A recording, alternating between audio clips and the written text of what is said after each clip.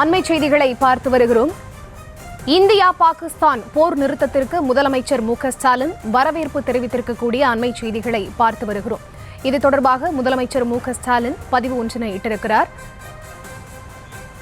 முழுமையான விவரங்களோடு இணைகிறார் எமது செய்தியாளர் பாரி கார்த்திக். அவரிடம் பேசலாம். வணக்கம் பாரி கார்த்திக்.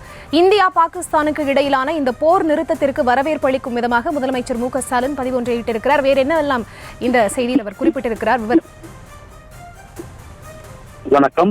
இந்தியா பாகிஸ்தான் போர் நிறுத்தத்திற்கு வரவேற்கத்தக்க நடவடிக்கை என்று அமைதி நிலைத்திருக்கட்டும் என்று தமிழ்நாடு முதலமைச்சர் திரு மு.க.ஸ்டாலின் அவர்கள் தனது எக்ஸ் பக்கத்தில் தெரிவித்திருக்கிறார்.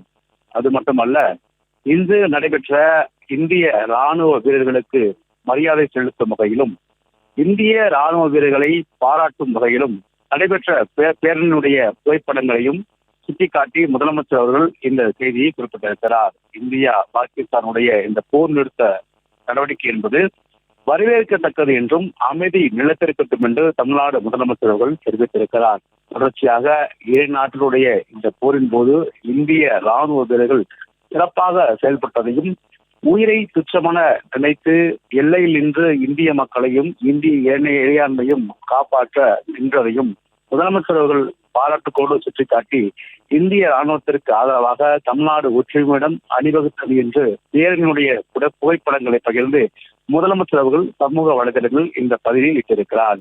குறிப்பாக இந்தியா பாகிஸ்தானுடைய இந்த போர் என்றதற்கு வரவேற்பு தெரிவிப்பதாக முதலமைச்சர் அவர்கள் தனது எக்ஸ் பக்கத்தில் தெரிவித்திருக்கிறார்.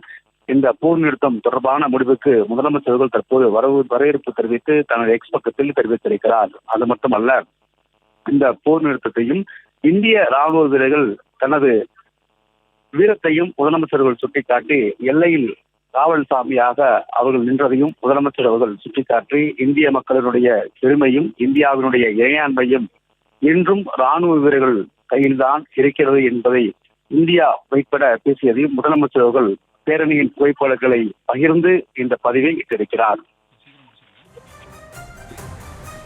விவரங்களுக்கு நன்றி பாரி கார்த்திக்.